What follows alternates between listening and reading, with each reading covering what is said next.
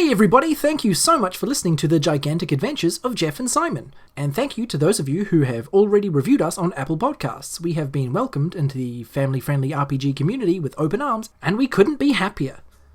This is just a quick bonus episode to introduce you to a new character played by a very special guest and special friend of the podcast, Robert Baldino.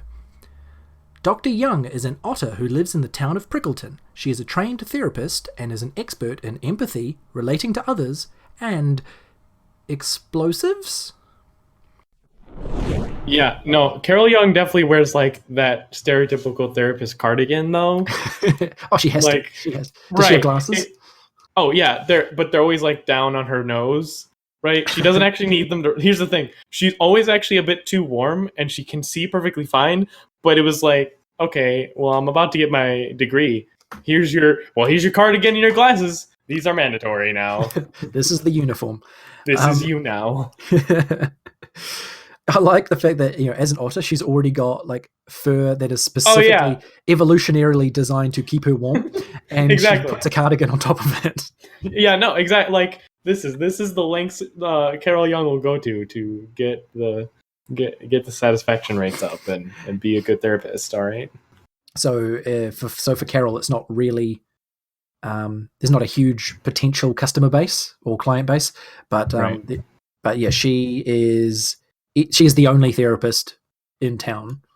What I'm hearing is I've got a monopoly. Yeah, exactly. So maybe that factored into why she lives there. Maybe she was put there. Maybe she chose to be the only fish in the pond. She's a small town girl, and also, you know what? She's probably got some family in Prickleton. You know the Prickleton Youngs. Have you never heard of the Prickleton Youngs? Oh, of course, the Youngs of Prickleton, of course. Yeah, they're a staple in the community. I like that. So, that being that they make all the staples for the community. Oh, so they're in the stationery business. No, they make staples. This is canon, by the way. Stationery. Yeah, I know. Like this is the Young family is well known for its creation of staples, and its rival family, the Olds, make all the paper clips. Oh, it's a bitter rivalry, not gonna lie. The Olds family makes paper clips. Which is why all of Carol's dossiers are stapled together.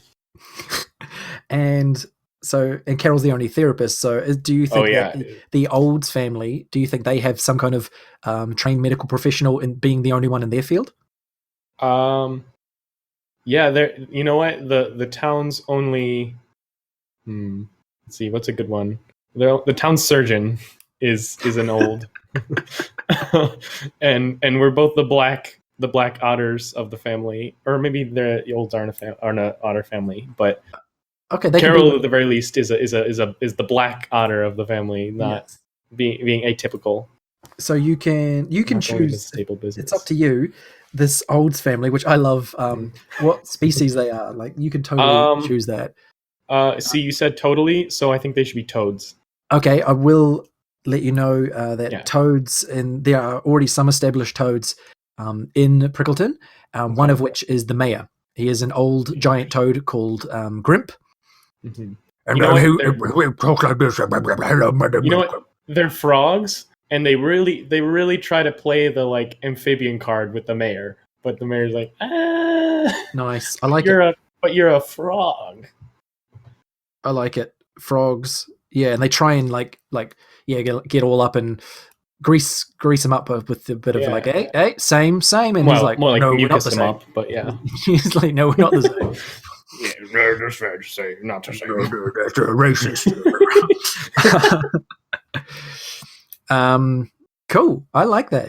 Adding to the canon. This is good. So so Carol loves to gamble, as you've decided. Everyone needs a release, Brad. Yeah, that's cool. Where do you think in this small town she does that? Like, what does she do to gamble? Oh, the highest, like in the spy movies, there's always that back room game where everyone's playing for like thousands of dollars, and if you cheat, you get shot. The high stakes. Those ones, like the high stake mahjong tables.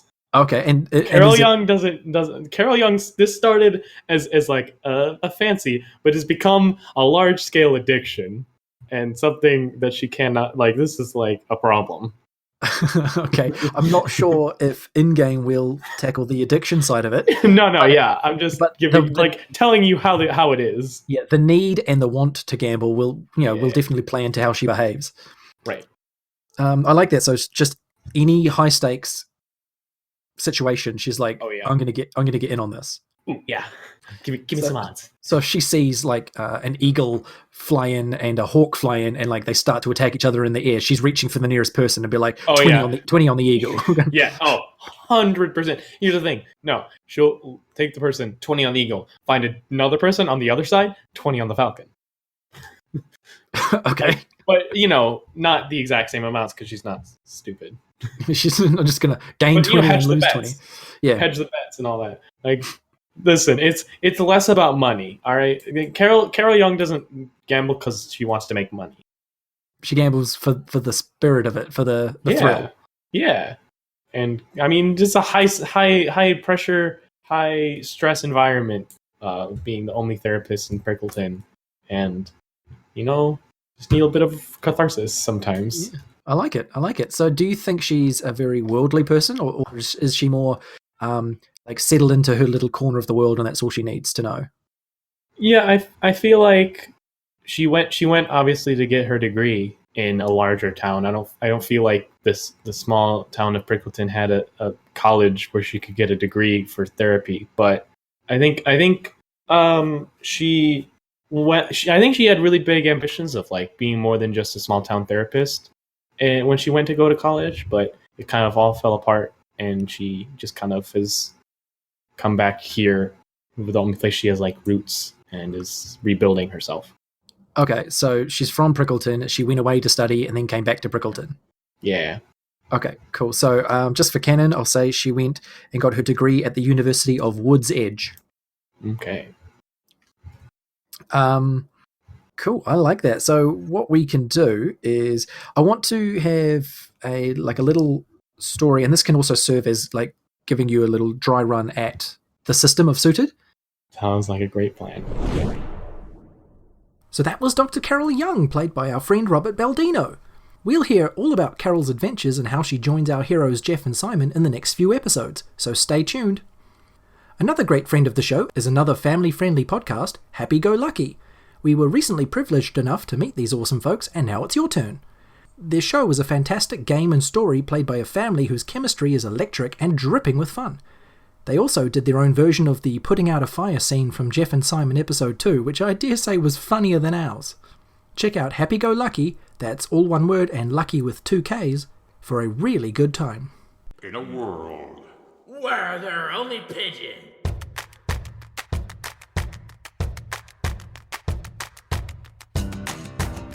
You awaken what appears to be a small-town jail cell. You're Eric Wolfgang. He's here. They're down here. Yo, what's going on, man? This is crazy. We need to find something.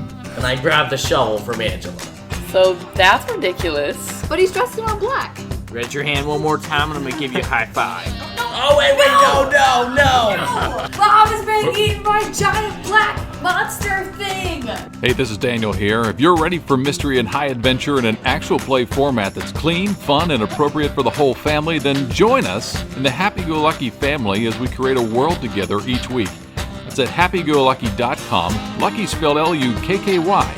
Listen in each week anywhere podcasts can be found.